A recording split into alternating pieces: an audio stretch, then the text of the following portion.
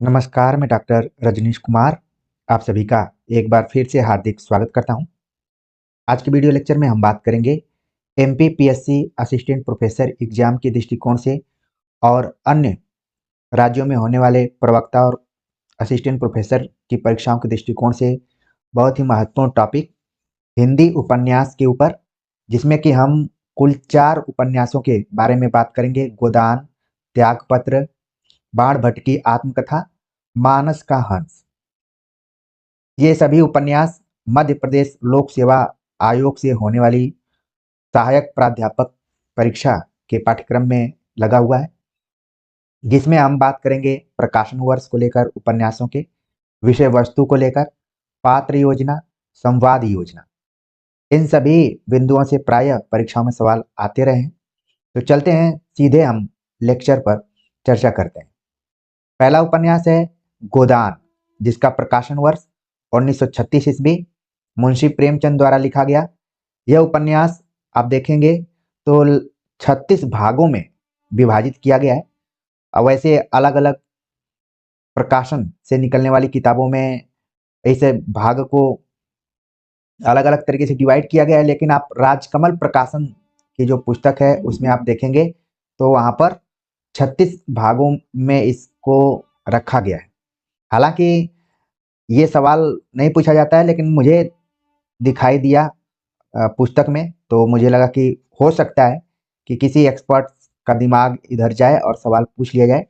तो आपको थोड़ी सी तो जरूर जानकारी होनी चाहिए कि जो उपन्यास 1936 ईस्वी में लिखा गया वो 36 भागों में विभाजित है।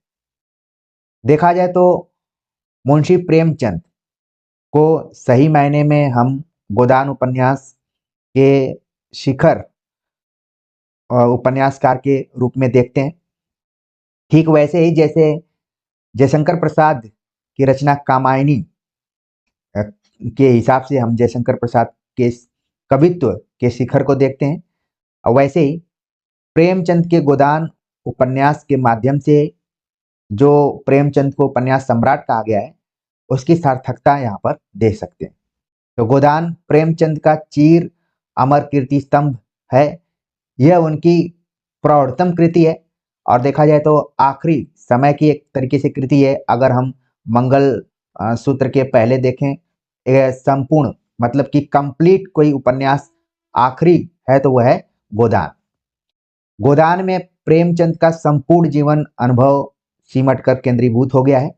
इसकी कथा के 2 प्रमुख सूत्र हैं, होरी, गोबर, धनिया, झुनिया और अन्य ग्रामीण व्यक्तियों जैसे दाता दीन, नोखेराम, पटेश्वरी, झिंगुरी सिंह को लेकर चलने वाला कथा सूत्र, जो कि ग्राम्य जीवन के साथ विकसित होता है। नागरिक जीवन को लेकर चलने वाला दूसरा कथा सूत्र है, जिसके अंतर्गत हैं पंडित ओंकारनाथ, जो कि संपादक हैं, श्याम बिहारी तनखा, जो कि बीमा कंपनी के दलाल हैं, मिस्टर खन्ना उद्योगपति हैं, मिस्टर मेहता दर्शन शास्त्र के अध्यापक हैं, मिस्टर मिर्जा जूते के दुकानदार हैं, और मिस मालती लेडी डॉक्टर, ये प्रधान पात्र हैं। अगर हम शहरी जीवन की पृष्ठभूमि पर गोदान को देखें तो अब आपके दिमाग में आना शुरू हो गया होगा कि गोदान, जिसमें कि ग्रामीण और शहरी दोनों तरीके की कथाएं समानांतर चलती हैं। हालांकि कई आलोचकों का ये मानना है कि अगर इसमें शहरी कथा नहीं होती तो भी गोदान का वही महत्व होता जो कि वर्तमान समय में है। तो देख रहे हैं आप कि ग्राम्य जीवन में कौन कौन से पात्र हैं और नागरिक यानी शहरी जीवन में कौन कौन से पात्र हैं। ये प्रमुख पात्रों की चर्चा है। आप देखेंगे यहाँ पर कि दाता दीन का पुत्र माता दीन भी है, इसको ध्यान में आप रख सकते हैं। और यहाँ पर मिस्टर खन्ना की पत्नी गोविंदी का भी आप जिक्र कर सकते हैं, याद कर सकते हैं। ठीक है, तो ये कुछ महत्वपूर्ण पात्र हैं गोदान के। आगे हम देखें तो ग्रामीण कथा और शहरी कथा दोनों कथा सूत्रों को जोड़ने वाले जो पात्र हैं उनका नाम है राय साहब अमरपाल सिंह। कई बार सवाल पूछ लिया जाता है कि गोदान में जो राय साहब नामक पात्र प्रयुक्त हुआ है उसका पूरा नाम क्या है, तो आप जरूर ध्यान में रखेंगे कि अमरपाल सिंह उनका पूरा नाम है। अमरपाल सिंह ग्रामीण और शहरी दोनों जीवन को जोड़ने वाले पात्र हैं। और आपको ये स्टोरी याद आ गई होगी, उपन्यास अगर आप पढ़े होंगे तो होरी जो है वो जो शुरुआती कहानी शुरू होती है तो होरी राय साहब से ही मिलने के लिए जाता है और आप देखते हैं कि किस तरीके से धनिया और होरी के बीच में संवाद चल रहा है और इसी के साथ कहानी आगे बढ़ती है। होरी की कथा आधिकारिक है और नागरिकों की कथा प्रासंगिक, लेकिन प्रासंगिक कथा प्रमुख कथा के विकास में अनिवार्य नहीं है। जिस तरीके की मैं बात कर रहा था कि जो होरी की कथा यानी जो गांव की कथा है वो एकदम से इस उपन्यास में आधिकारिक कथा लगती है, लेकिन जो शहरी परिवेश पर इसमें विषय वस्तु को जोड़ दिया गया है वो केवल एक प्रासंगिक तौर पर ही है। वो इसके विकास में कोई जरूरी आप देख रहे हैं कि तत्व के रूप में नहीं। उसकी उपादेयता ग्रामीण जीवन और नगरी जीवन यानी शहरी जीवन की विषमता को प्रत्यक्ष करने में ही है। होरी उपन्यास का नायक है। इसको लेकर भी कई बार डिबेट होने लगता है कि इस उपन्यास का आखिरकार नायक कौन है, तो निसंदेह होरी इसका नायक है। वह किसानों का प्रतिनिधि है।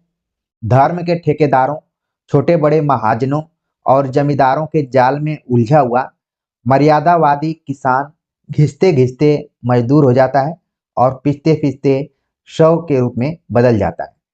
संक्षेप में यही उसका जीवन है।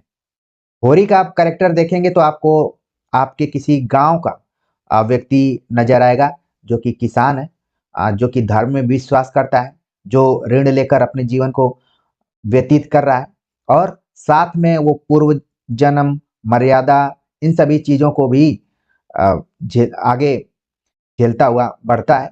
और स्थिति उपन्यास में ऐसी दिखाई गई है कि किसान धीरे धीरे मजदूर बनने की ओर अग्रसित हो गए हैं और आप जानते हैं कि होरी किसान और मजदूर दोनों के बीच पिसते पिसते अंत में इस दुनिया को छोड़ जाता है।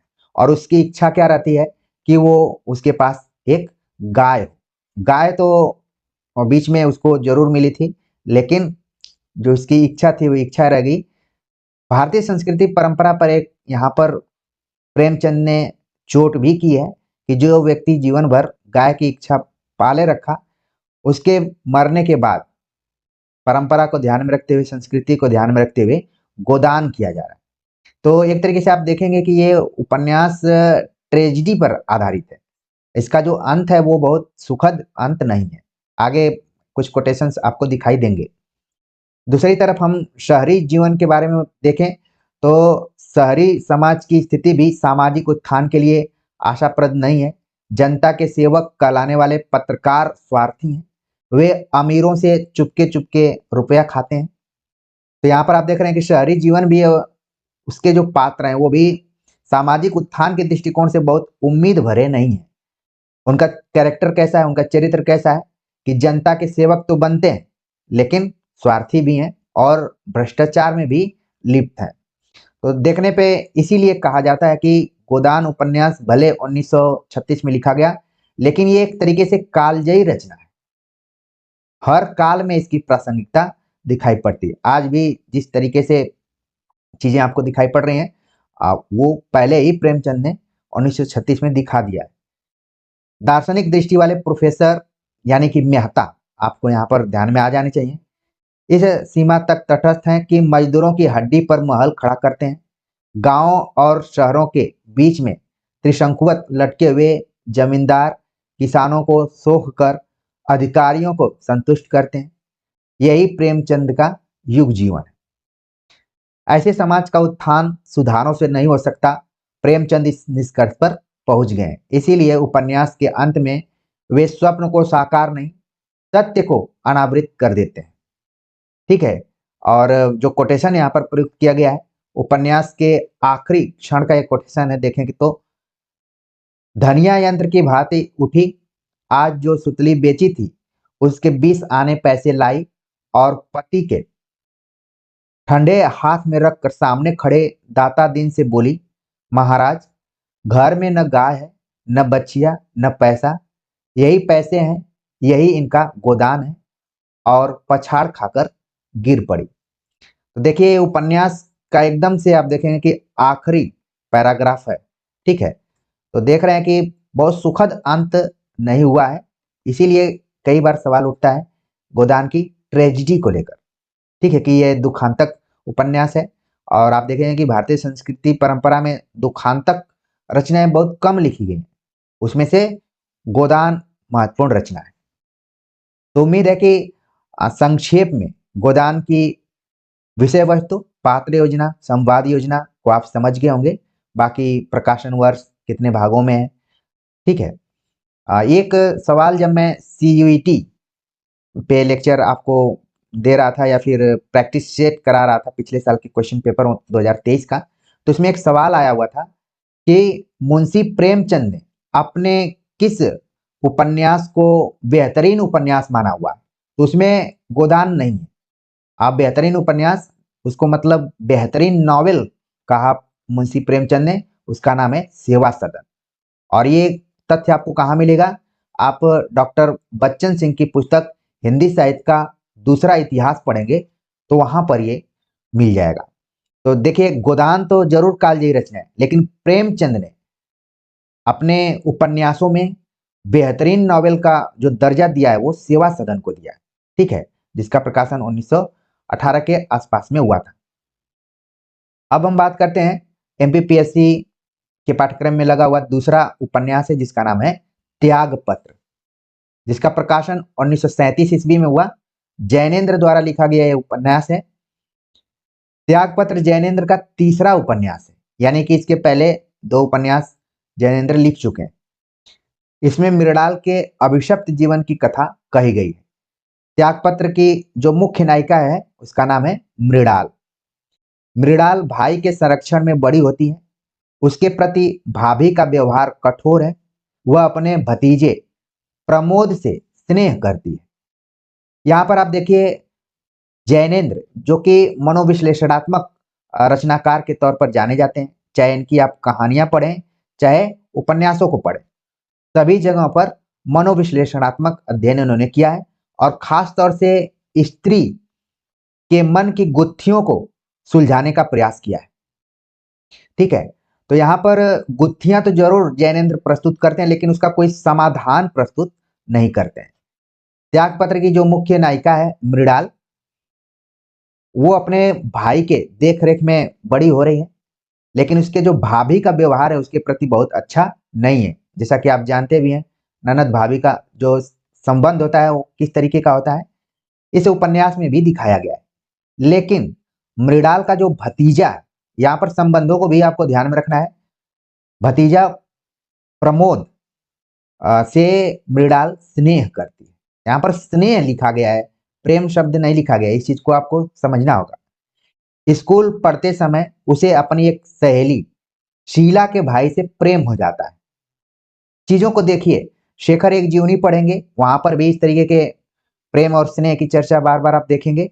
और त्यागपत्र में भी आप देख रहे हैं कि मृणाल का स्नेह प्रमोद से है। फिर जब वो पढ़ने जाती है तो उसकी सहेली, एक दूसरी यहाँ पर स्त्री पात्र आप देख रहे हैं कि शीला के भाई से प्रेम हो जाता है मृणाल को। यह संबंध जब प्रकट होता है तो भाभी उसे बुरी तरह पीटती है। आप देख रहे हैं कि जो भाभी हैं एज में कुछ बड़ी लग रही हैं मृणाल से। बहुत कम ऐसा आपको देखने में मिलता होगा, लेकिन अभी भी कई जगहों पर ये घटना, इस तरीके का परिवेश दिख जाता है। तो जैसे ही प्रेम संबंध का पता चलता है तो क्या होता है मृणाल का, आपने देख लिया, यहाँ पर बुरी तरीके से उसकी पिटाई होती है। मृणाल का विवाह एक अधेड़ व्यक्ति के साथ कर दिया जाता है। प्रेमचंद युगीन नाटकों में उपन्यासों में आप देखेंगे, मतलब आप जैनेन्द्र को भी देखें तो लगभग प्रेमचंद और जैनेन्द्र काफी आपस में अच्छी दोस्ती थी, और पत्रों में इस चीज को आप अच्छे से देख सकते हैं। प्रेमचंद ने भी अनमेल विवाह की समस्या को उठाया हुआ है, और अक्सर आप देखते हैं कि जब भी प्रेम संबंधी चीजें पता चलती हैं तो जल्दी से स्त्री या फिर जो भी लड़की है उसकी शादी कर दी जाती है, कोई भी मिलता है कर दी जाती है।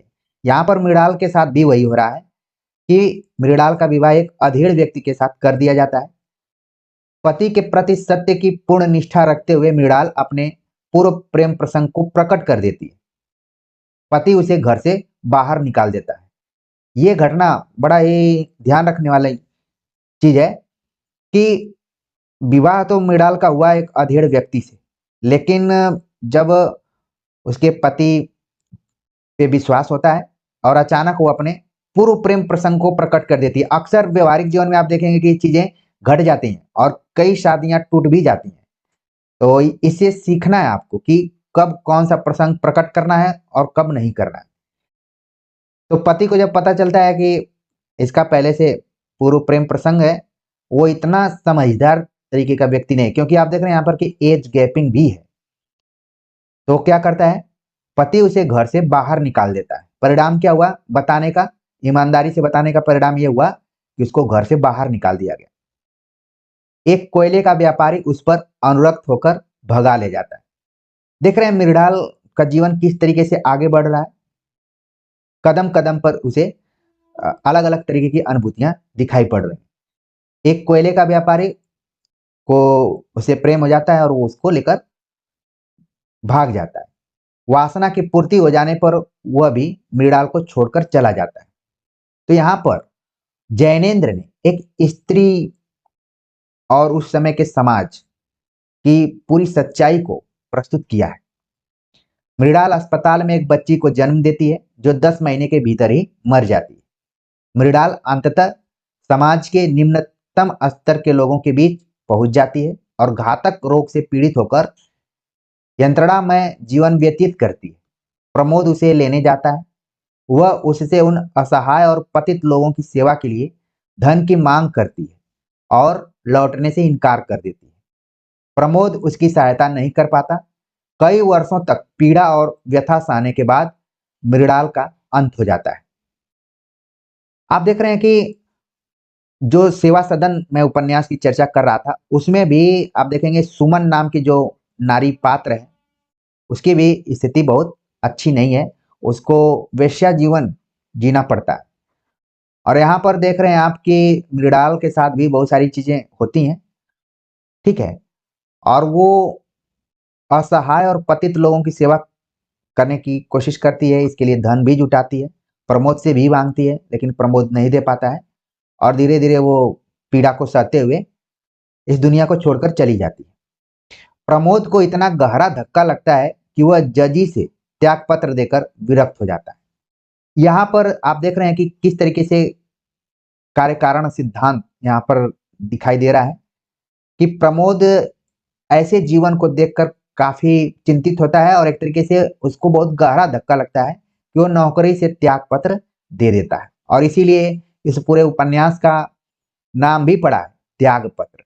तो पूरी स्टोरी आपके दिमाग में बैठ गई होगी। अगर आपने उपन्यास नहीं पढ़ा होगा तो भी आप जान गए होंगे कि इसकी नायिका मृणाल है, प्रमोद इसका नायक एक तरीके से है। इसमें शीला का जिक्र किया गया है, एक कोयले का व्यापारी है, ठीक है। तो ये सारी चीजें धीरे धीरे आपको पता चल गई होंगी और किस तरीके से मृणाल के जीवन में घटनाएं घट रही हैं उसको भी देख लिया होगा। देखा जाए तो यह जैनेन्द्र का सशक्त उपन्यास माना गया है। इसमें मृणाल असह्य व्यवस्था झेलकर सामाजिक व्यवस्था की अमानवीयता को उजागर करती है। वह विद्रोह नहीं करती, अपने को मिटा देती है। अपनी शहादत देकर अहिंसा और प्रेम को चरितार्थ करते हुए पुरुष के स्वामित्व के औचित्य को चुनौती देती है। यहाँ भी लेखक ने नारी के आत्मदान में ही उसकी मुक्ति के दर्शन का प्रतिपादन किया है। तो मृणाल का चरित्र किस तरीके का है कि वो सच्चाई को सामने तो जरूर लाती है, लेकिन किसी तरीके का विद्रोह नहीं करती है, बल्कि अपने को ही मिटा देती है। और इस पुरुषवादी जो समाज है या फिर पुरुष प्रधान समाज है, उसको चुनौती भी देती है। किसको, किस चीज को लेकर? अहिंसा और प्रेम को लेकर। आप देख रहे हैं कि उसको परिवार में हिंसा झेलनी पड़ती है, उसकी जो भाभी है उसको मारती पीटती है। और प्रेम को लेकर जैसे उसने अपने प्रेम प्रसंग को बताया तो पुरुष यानी उसके पति ने उसको घर से बाहर कर दिया। तो ये पूरी स्टोरी रही है और जैनेन्द्र ने मृणाल जैसी तमाम महिलाओं के मन की गुत्थियों को देखने का प्रयास किया है, सुलझाने का प्रयास किया है। लेकिन कोई समाधान नहीं दिया यहाँ पर दिया है, बल्कि यहाँ पर यह दिखाया गया कि मृणाल भी क्या करती है, अपने जीवन को खत्म कर देती है। चलते हैं आगे, बात करते हैं। अगला जो उपन्यास है उसका नाम है बाण भट्ट की आत्मकथा। हजारी प्रसाद द्विवेदी का ये उपन्यास 1946 में लिखा गया। 20 उच्छ्वासों में यह उपन्यास लिखा गया है। आप देख रहे हैं उच्छ्वास में लिखा गया है, और इसमें एक उपसंहार भी है। यूजीसी नेट की परीक्षा की तैयारी कराते वक्त हमने बाण भट्ट की आत्मकथा पर चर्चा की थी।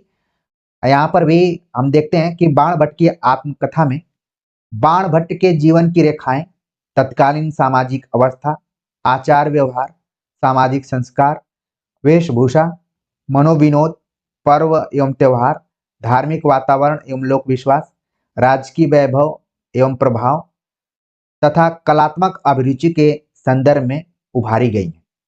तो पूरा ये विषय वस्तु है बाण भट्ट की आत्मकथा। बाण भट्ट के व्यक्तित्व में अपने को लय करके द्विवेदी जी ने, यानी हजारी प्रसाद द्विवेदी जी ने अद्भुत कारित्री प्रतिभा का परिचय दिया है। जब आप काव्य शास्त्र पढ़ेंगे तो वहां पर प्रतिभा के भी दो भेद किए हैं। कारित्री प्रतिभा, आप कमेंट्स कर जरूर बताइए कि ये भेद किसने किया हुआ है। ठीक है, आपके दिमाग में आ गया होगा, क्योंकि अगर आप परीक्षाओं की तैयारी कर रहे होंगे तो प्रतिभा के जो भेद किए गए हैं, बड़े ही फेमस आचार्य रहे हैं। अभी मैं उनके नाम को नहीं बताऊंगा, थोड़ा सा आप अपने दिमाग पर जरूर दबाव दीजिए। तो द्विवेदी जी का व्यक्तित्व बाण भट्ट के व्यक्तित्व से थोड़ा बहुत मिलता जुलता है। ऐसा लगता है कि उन्हीं की ये आत्मकथा है।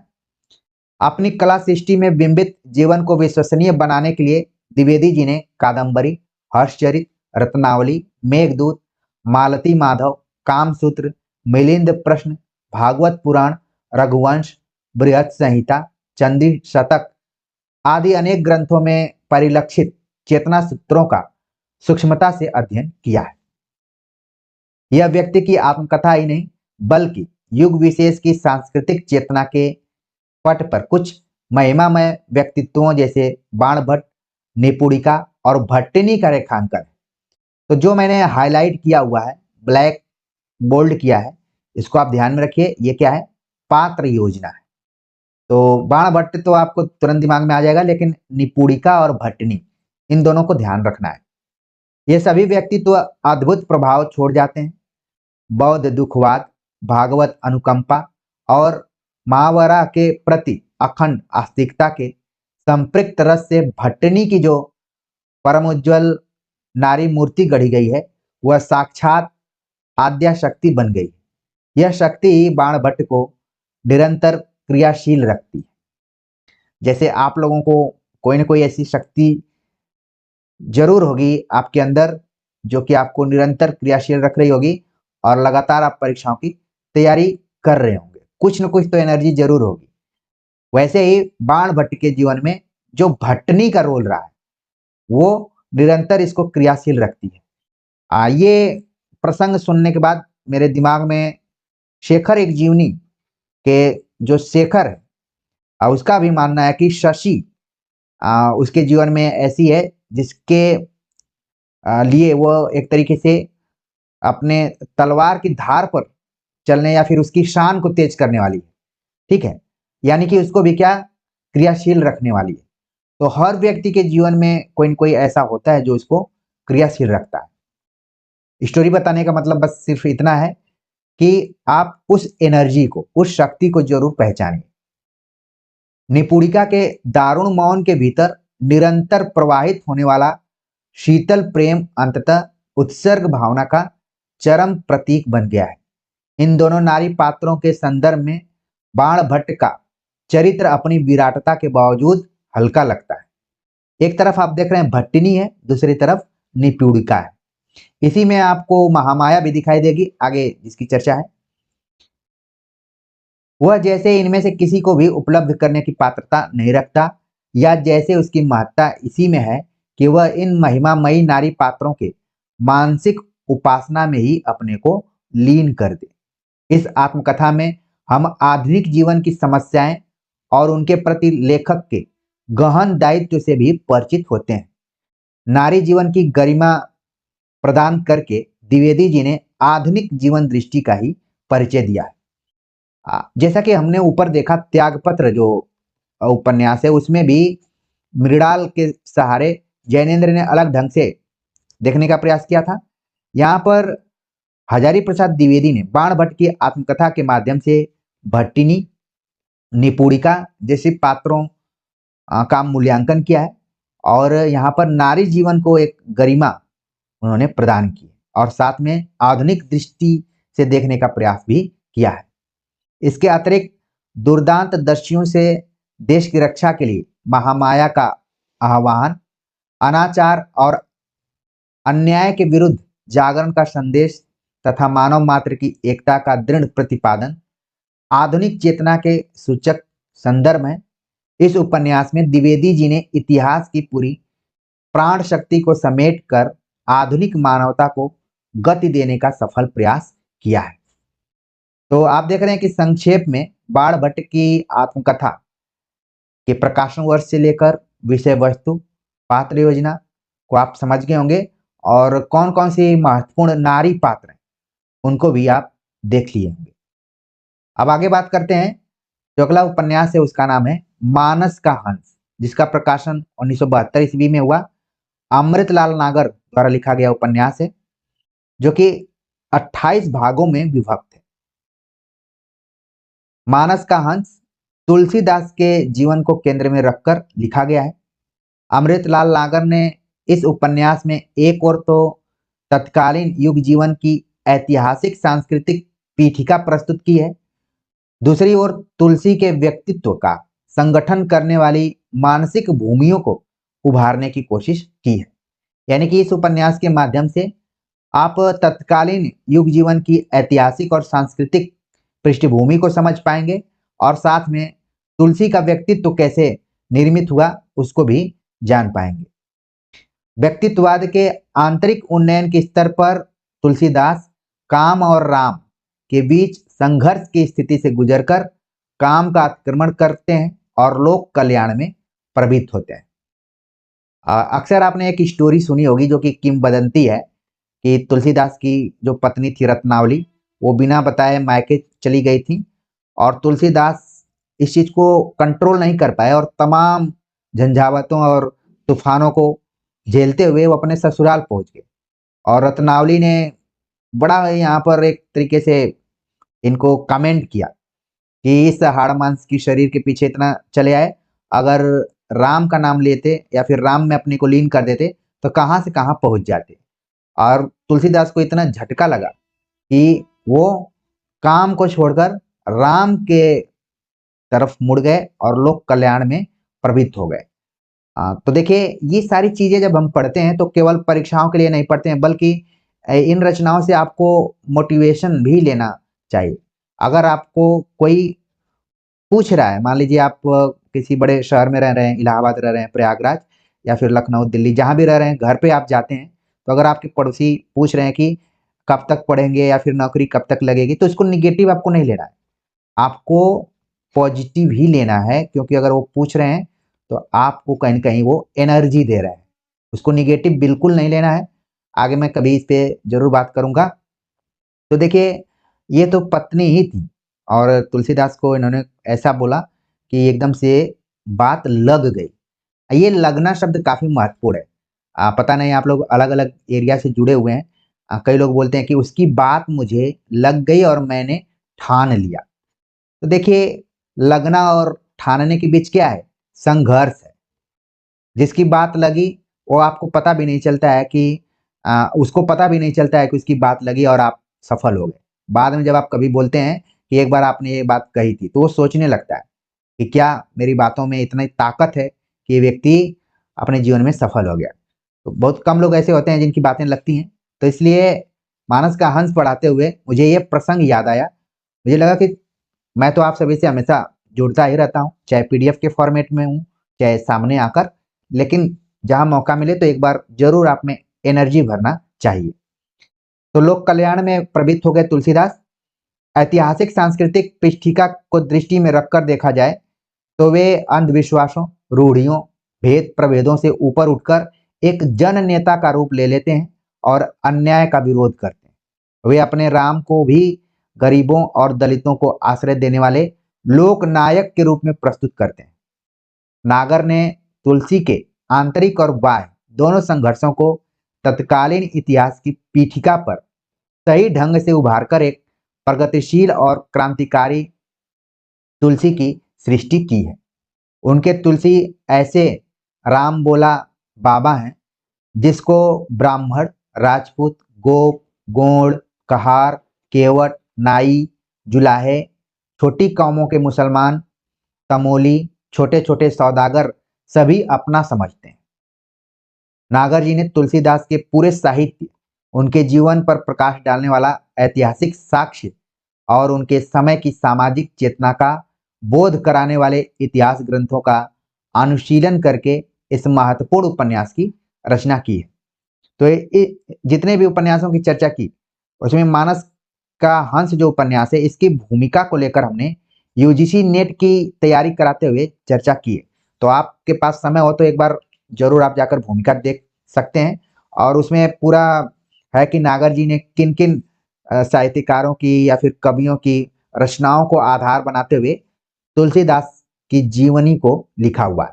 पहला तो यही सवाल पूछा जाता है कि मानस का हंस में किसके जीवन का वर्णन है।